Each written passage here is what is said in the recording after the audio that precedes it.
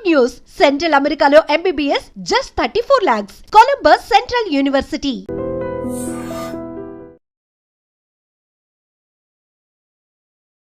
నమస్తే, welcome to I dream. చాలా మందిలో ఛాతీలో మంట, పుల్లటి త్రేంపులు, ఇలా కాకుండా ఇంకా గ్యాస్ట్రిక్ ప్రాబ్లమ్స్ ఇలా ఎక్కువగా వస్తూ ఉంటాయి. అయితే దీనికి సొల్యూషన్ ఏంటి? ఎన్నో మెడిసిన్స్ వాడుతూ ఉంటారు. మార్నింగ్ లేవగానే పొరకడుపున వాడే మెడిసిన్స్తో కూడా మీకు ఎటువంటి ఫలితం లేకపోవచ్చు. అయితే వీటన్నిటికీ కూడా వంటింటి చిట్కాలతో మనం ఎలా సొల్యూషన్ తీసుకోవాలి అన్న దాని గురించి చక్కగా వివరించడానికి మనతో పాటు ఉన్నారు ప్రముఖ ఆయుర్వేద వైద్య నిపుణులు, వంటింటి చిట్కాలలో చాలా ఫేమస్ ఆయన. ఈ పాటికి మీకు అర్థమైపోయి ఉంటుంది, ఆయనే చిట్టుబట్ల మధుసూదన్ శర్మ గారు. వారితో మాట్లాడి అసలు ఈ గ్యాస్ట్రిక్ ప్రాబ్లమ్స్కి ఎలాంటి సొల్యూషన్ చెప్తారు అన్నది అడిగి తెలుసుకుందాం. నమస్తే సార్. సార్, గ్యాస్ట్రిక్ ప్రాబ్లం అనేది ఇప్పుడు చిన్నపిల్లలు కూడా మాకు ఛాతీలో మంట వచ్చేస్తుంది, పుల్లగా తేన్పులు వస్తున్నాయి, ఏం తినలేకపోతున్నాము అనేసి చెప్తూ ఉంటారు.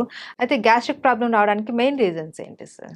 గ్యాస్ట్రిక్ ప్రాబ్లమ్స్ రావడానికమ్మా టయానికి ఫుడ్ తీసుకోకపోవడము, కాఫీ టీలు ఎక్కువ తాగడము, junk foods, fast foods, bakery foods ఎక్కువ తీసుకోవడము, రాత్రి ఎక్కువసేపు నిద్ర మేలుకోవడము, మోషన్ను బలవంతంగా ఆపుకోవడము, తర్వాత మల విసర్జన సరిగ్గా చేయకపోవడము, అంటే కాన్స్టిపేషన్ ప్రాబ్లమ్ అమ్మా. సో ఇలాంటివి అనేక రకాలైన కారణాల వల్ల ఈ గ్యాస్ట్రిక్ ట్రబుల్ వస్తూ ఉంటుందమ్మా. ఈ గ్యాస్ట్రిక్ ట్రబుల్ సమస్య ఉన్నటువంటి వాళ్ళలో అందరిలో అన్ని లక్షణాలు ఒకే రకంగా ఉండవమ్మా. కొందరిలో ఒక్కొక్క రకమైన లక్షణాలు ఉంటాయి. కొంతమందికి తేపుల రూపంలో ఈ యొక్క సమస్య ఇబ్బంది పెడుతూ ఉంటుంది, కొంతమందికి కడుపు ఉబ్బరంగా ఉంటుంది, కొంతమందికి వాంతి వచ్చినట్లు ఉంటుంది, కొంతమందికి తల బరువుగా ఉంటుంది, కొంతమందికి మోషన్ ప్రాబ్లం ఉంటుంది, కొంతమంది కడుపులో మంట ఉంటుంది, కొంతమంది కడుపులో ఏదో రాయి పెట్టినట్లు అనిపిస్తూ ఉంటుంది. ఇలా వివిధ రకాలైన లక్షణాలు కలుగుతుంటాయమ్మా. మరికొంతమందికి అయితే ఈ ప్రభావం చేత అంతుబట్టని సమస్యలమ్మా, అంటే కీళ్ళ నొప్పులు, మోకాళ్ళ నొప్పులు, తర్వాత నడుము నొప్పి, భుజం నొప్పి, తలనొప్పి, ఇలాంటి వివిధ రకాలైన నొప్పులు కూడా కలుగుతుంటాయమ్మా. అలాంటి వాళ్ళలో ఏ పరీక్ష చేసినా ఏముండదమ్మా, పరీక్షలు చేయించుకుంటారు కానీ నార్మల్గా ఉంటాయి, సమస్య మాత్రం ఇబ్బంది పెడుతూ ఉంటుంది. గ్యాస్ట్రిక్ ట్రబుల్ సమస్య తగ్గిపోతే కానీ అవి తగ్గిపోవమ్మా. సో అట్లా కొంతమంది ఉంటారమ్మా. ఏది ఏమైనప్పటికీ మీరు అన్నట్లు ఈవెన్ ఒక్కొక్కసారి పరిగడుపున మింగే మాత్రలు కూడా మండి పడతాయమ్మా. కొన్నాళ్ళ పాటు వాడేసరికి అవి కూడా మాకు సాధ్యం కాదని చెప్పేసి మండి పడితే ఆ టాబ్లెట్స్ మార్చుకోవడము, వాటి యొక్క డోస్ పెంచుకోవడము చేసుకునేటువంటి పరిస్థితి ఏర్పడుతుందమ్మా. దీర్ఘకాలికంగా అలాంటి కృత్రిమ ఆధునిక రసాయన ఔషధాలు వాడడం ఏమాత్రం క్షేమదాయకం కదమ్మా. కాబట్టి సేఫ్టీగా ఉన్నటువంటి క్షేమదాయకమైనటువంటి సైడ్ ఎఫెక్ట్స్ అనేటువంటి మందులు వాడుకోవడం మంచిదమ్మా, ఆహార ఔషధాలు. అందుకే అంటే సార్, మన కడుపు చల్లగా ఆరోగ్యంగా ఉంటేనే మనం ఆరోగ్యంగా ఉంటాము అనేసి చెప్తూ ఉంటారు. ఎగ్జాక్ట్లీ. అయితే సార్, ఏంటి సార్ ఈ గ్యాస్ట్రిక్ ప్రాబ్లం లక్షణాలు చెప్పారు, అలాగే ఇది ఎవరికి ఎక్కువగా వచ్చే అవకాశాలు ఉంటాయంటారు?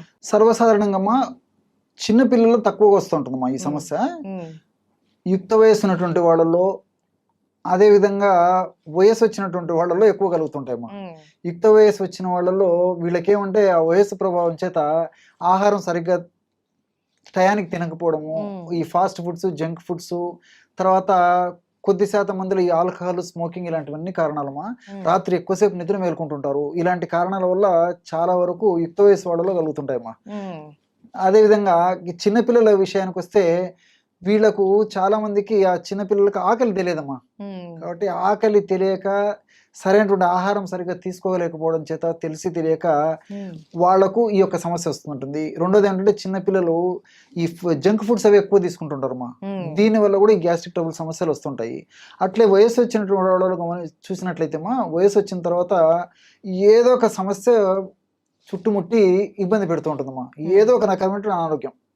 ఉదాహరణకి మనం 10 మందిని మనం గమనించినట్లయితే 50 సంవత్సరాలు దాటినటువంటి వాళ్ళలో, అలాగే చెప్పుకుంటూ పోతే ఈ రోజు 40 సంవత్సరాలు దాటినటువంటి వాళ్ళలో ఏదో ఒక సమస్య, అనారోగ్య సమస్య, ఏదో ఒకటి మాత్ర వేసుకుంటుండాల్సిందే, ఆ రోజును గడుపుతుండాల్సిందే.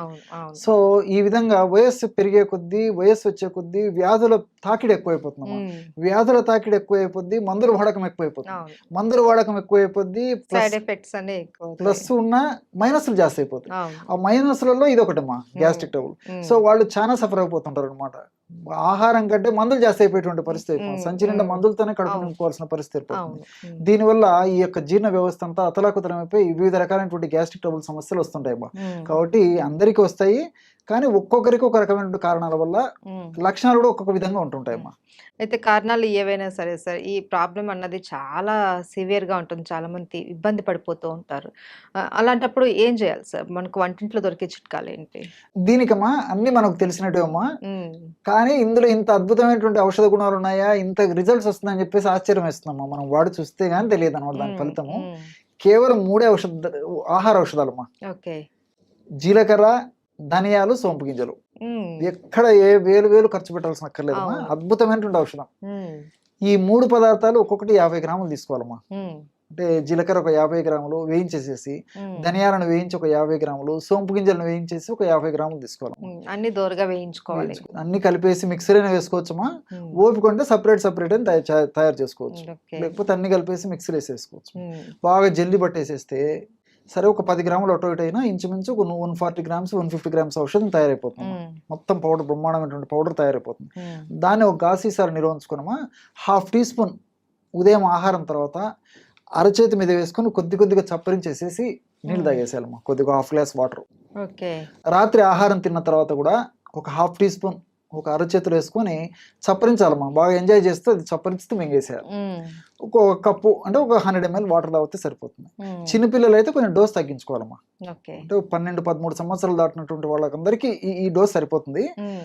ఇంకా 12-13 సంవత్సరాల కంటే తక్కువ ఉన్నటువంటి వాళ్ళలో 1/2 టీ స్పూన్ కాకుండా 1/4 టీ స్పూన్ ఆ రేంజ్లో వాడుకుంటే సరిపోతుంది. హ్మ్.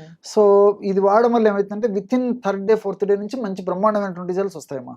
ఓకే. సో ఇప్పుడు మనం చెప్పుకున్నటువంటి లక్షణాలన్నిటికి కూడా ఇది చక్కటి దివ్య పరిష్కారం. ఔషధం. అన్ని దివ్య ఔషధం. అవును. ఇన్ని లక్షణాలు చెప్పాం కదమ్మా. అవును. ఏ లక్షణాలు కానివ్వండి, గ్యాస్ట్రిక్ ట్రబుల్ అంటే కేర్ ఆఫ్ అడ్రస్ ఇదే. హ్మ్. అంత అద్భుతంగా పనిచేస్తుంది అనమాట. హ్మ్. సో మనం ఆధునికంగా ఆలోచించినట్లయితేమా, ఇప్పుడు జీలకర్రలో థైమాల్ అనేటువంటి రసాయన పదార్థము, క్యుమినాల్డిహైడ్, ఎపిజెనిన్, ఇలాంటి ల్యూటియోలిన్ అనేటువంటి అనేక రకాలైన రసాయన పదార్థాలు ఉన్నాయమ్మా. హ్మ్. ఇవన్నీ కూడా ప్రత్యక్షంగా పరోక్షంగా గ్యాస్ట్రిక్ జ్యూసెస్ను పెంచేందుకు ఉపయోగపడతాయి. తర్వాత బైల్ జ్యూస్ అమ్మా. బైల్ జ్యూస్ బాగా ఉత్పత్తి అవుతూనే బాగా ఆకలి అవుతుంది, జీర్ణశక్తి బాగా జరుగుతూ ఉంటుంది. హ్మ్. సో బైల్ జ్యూస్ బాగా ఉత్పత్తి అయ్యేందుకు ఈ జీలకర్రలో ఉన్నటువంటి ఇలాంటి అనేక రకాలైన రసాయన పదార్థాలు ఉపయోగపడతాయి. అట్లే ధనియాల్లో కొరియాండ్రాల్ అనేటువంటి రసాయన పదార్థము, ఇలాంటి రసాయన పదార్థాలు కూడా ఈ జీర్ణ వ్యవస్థలో వచ్చేటువంటి వివిధ రకాలైనటువంటి గ్యాస్ట్రిక్ ట్రబుల్ సమస్యలకు ఉపయోగపడతాయమ్మా. హ్మ్. అంటే సోంపు గింజలమ్మా. హ్మ్. సోంపు గింజలో ఎనథాలు, తర్వాత ఫైబరు, ఇలాంటి రసాయన పదార్థాలు ఉంటాయమ్మా. హ్మ్. ఎనథాల్ అనేటువంటి ఈ రసాయన పదార్థము మనం తీసుకున్నటువంటి ఆహార పదార్థాలు పులవకుండా చేస్తాయి, బాగా జీర్ణమయ్యేటట్టు చేస్తాయి. తర్వాత చక్కగా విసర్జన అంటే వేస్ట్ పదార్థం త్వరగా విసర్జింపబడేదానికి కూడా ఎనథాల్ అనేటువంటి పదార్థం ఉపయోగపడతాయమ్మా. హ్మ్. అదేవిధంగా ఫైబర్. హ్మ్. ఈ ఫైబర్ కూడా మోషన్ ఫ్రీ అయ్యేందుకు ఉపయోగపడుతుంది. అవును. ఆహార పదార్థం పులవకుండా ఉపయోగపడుతుంది. హ్మ్. అందులో మనకు తీసుకునేటువంటి ఆహార పదార్థాలమ్మా, ఇటువంటి ఆహార పదార్థాల్లో ఫైబర్ ఎక్కువగా ఉన్నటువంటిది ఈ సోపులోనేమా. హ్మ్.